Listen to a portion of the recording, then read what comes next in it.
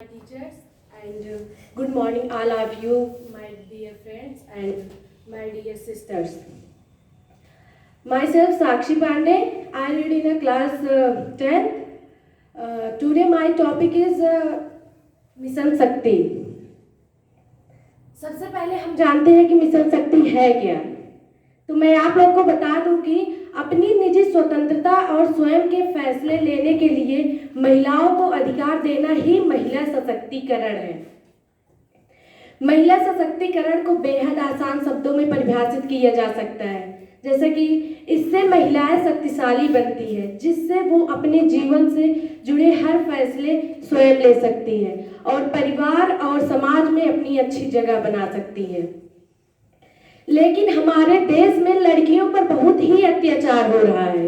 हमारे देश में लड़कियों पर बहुत ही अत्याचार हो रहा है. वो दुष्ट दुशासन अब भी है और द्रौपदी अब भी है, लेकिन बचाने के लिए वो मधुमन श्री कृष्ण नहीं है. ये समाज हमें आगे नहीं बढ़ने देता, हमेशा हमें गलत ठहराएगा. इसलिए अब आपको हाथ पर हाथ रखकर बैठना नहीं है, आपको अपने हक के लिए लड़ना है. मैं कुछ पंक्तियां कहना चाहूंगी एक चीखती हुई लड़की को और उस समाज की बातों पर.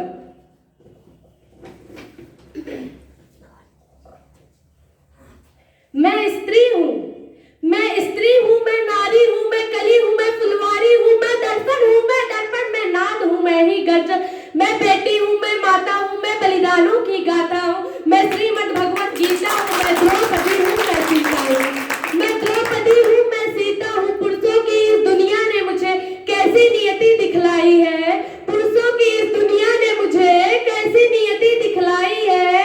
कभी जुए में हार गए, कभी अग्नि परीक्षा दिलवाई है, कभी जुए में हार गए, कभी अग्नि परीक्षा दिलवाई है.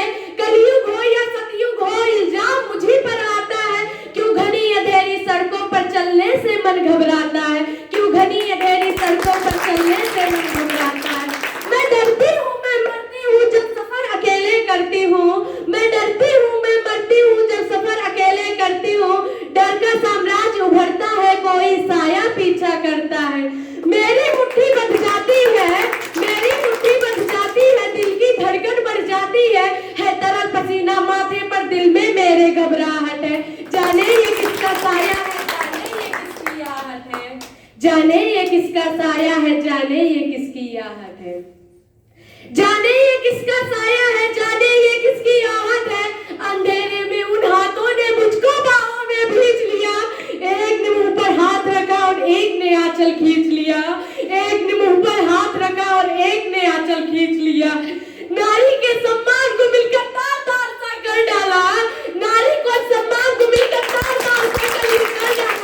मर्यादा के आंचल को फिर जार जार सा कर डाला, मर्यादा के आंचल को फिर जार जार सा कर डाला. मारा है मुझको, पीटा है, बालों से मुझे घसीटा है, मारा है मुझको, पीटा है, बालों से मुझे घसीटा है. फिर बर्बरता की और सारी सीमाओं को तोड़ दिया, उन घनी अंधेरी मुझे तड़पता छोड़ दिया, उन घनी अंधेरी सड़कों पर फिर मुझे तड़पता छोड़ दिया. सन्नाटे में चीख रही थी खून से लथपथ वो काया, सन्नाटे में चीख रही थी खून से लथपथ वो काया. सबने तस्वीरें खींची, कोई मदद को आगे ना आया, सबने तस्वीरें खींची, कोई मदद को आगे ना आया. कोई मदद करो, कोई मदद करो, कोई मदद करो. ये चीख चीख कर चीख मुझसे जब होश में आई, समाज की बातें सुनकर टूट गई. परिवार की बदनामी होगी, सब मुझे यही समझाते हैं, परिवार की बदनामी होगी, सब मुझे यही समझाते हैं. ये नई उम्र के लड़के हैं, थोड़ा तो बहक जाते हैं, ये नई उम्र के लड़के हैं, थोड़ा तो बहक जाते हैं. अरे भूल जाओ तो ये लड़के बच ही जाएंगे. तुम लड़की हो, तुम लड़की हो, दुनिया वाले तुम पर भी प्रश्न उठाएंगे. क्यों कोई नहीं बता, क्यों निकली अकेली रात में, क्या मेकअप था, क्या गहने थे, क्या छोटे कपड़े पहने थे. इस प्रश्नों की भूल भुलैया में सच्चाई कहीं खो जाती है.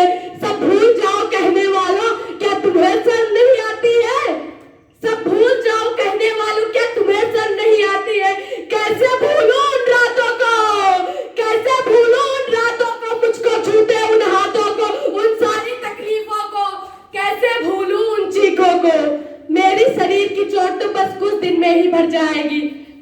मन की पीड़ा सारी उम्र साथ रह जाएगी। सब भूल जाओ, सब भूल जाओ, सब भूल जाओ कहने वालों, याद रखो ये आखिरी गलती आपकी भी हो सकती है। याद रखो ये आखिरी गलती आपकी भी हो सकती है। कल सड़क पे बेसुध बहन या बेटी आपकी भी हो सकती है। कल सड़क पे बेसुध आपकी भी हो सकती है। और इस एहसास से बढ़कर कोई दर्द नहीं हो सकता है। इस एहसास से बढ़कर कोई दर्द नहीं हो सकता है। जो नारी का अपमान करे वो मर्द नहीं हो सकता है। जो नारी का अपमान करे वो मर्द नहीं हो सकता है। जब सजा मौत की लागू होगी सारे दोषी लड़कों पर, फिर कोई लड़की नहीं मिलेगी खून से लथपथ सड़कों पर। फिर कोई लड़की नहीं मिलेगी खून से लथपथ सड़कों पर।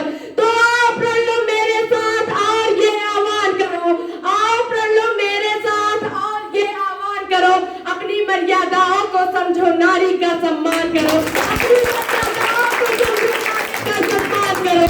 अपनी मर्यादाओं को समझो, नारी का सम्मान करो। यत्र नारी पूज्यन्ते रमन्ते तत्र देवता।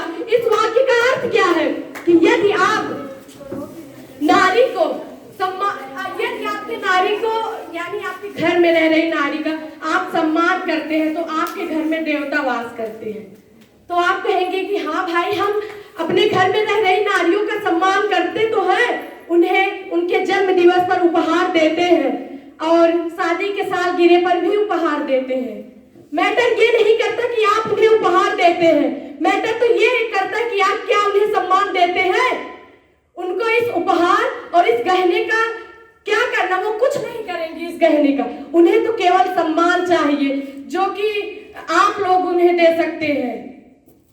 और एक प्रश्न यह भी था उन समाज वालों से कि सबसे बड़ा पाप क्या है? सबसे बड़ा पाप क्या है? इस संसार का सबसे बड़ा पाप क्या है? तो कुछ लोग कहते हैं कि असत्य बोलना, झूठ बोलना, छल करना, कपट करना। चलो मान लिया, छोड़ो इन सब बातों को। इन सब का क्या मतलब? नारी का सम्मान ही करना, नारी का अपमान ही करना सबसे बड़ा पाप है। इस पूरे संसार में सबसे बड़ा पाप नारी के सम्मान को भंग करना। तो इसका दंड क्या होगा? तो कुछ लोग कहते हैं शारीरिक दंड या फिर कुछ लोग कहते हैं मृत्युदंड। हम ये दंड निश्चित करने से पूर्व देखते हैं आखिर अपराधी कौन है। तो सब लोग कहते हैं आराम से भाई, हाँ अपराधी तो जो नारी के सम्मान को भंग करता है वही अपराधी है। लेकिन उससे पहले हम ये देख रहे क्या ये पूर्णतया सही है कि वो पुरुष गलत है? क्या वो नारी नहीं? अपने गलती का उत्तरदायित्व वो नारी नहीं है? रावण ने सीता माँ को हरा केवल उनके भोलेपन के कारण। उन्होंने रावण से वो रेखा सरलता से लांघ कर दिया जिसके कारण रावण उसे ले गए। रावण उसे ले तो गया पर अशोक वाटिका में क्या रावण उसे स्पर्श भी नहीं कर सका। क्यों? क्योंकि उसने अपने और रावण के मध्य में एक कण जैसे दीवार खड़ी कर दी थी। तो रोकना सीख, तू भी रोकना सीख उसे कि अगर आपके ऊपर कोई आंच आए या फिर कोई हाथ उठाए तो उसे मना करना सीख। तू अपने हक के लिए लड़ना सीख। तुझे क्या चाहिए वो पाना सीख। तू ऐसे हाथ पर हाथ रखकर बैठ नहीं सकती। अब तो हम शुरू हुए हैं, अब तो हम शुरू हुए हैं। जब मोदी जी हमारे साथ है, योगी जी हमारे साथ है, हम अपने साथ क्यों नहीं है? ये हम पे वो करता है कि हम अपने साथ है या फिर नहीं। इसी के साथ अब मैं अपने वाक्य को, अपने शब्द को विराम देती हूँ। जय हिंद, जय भारत।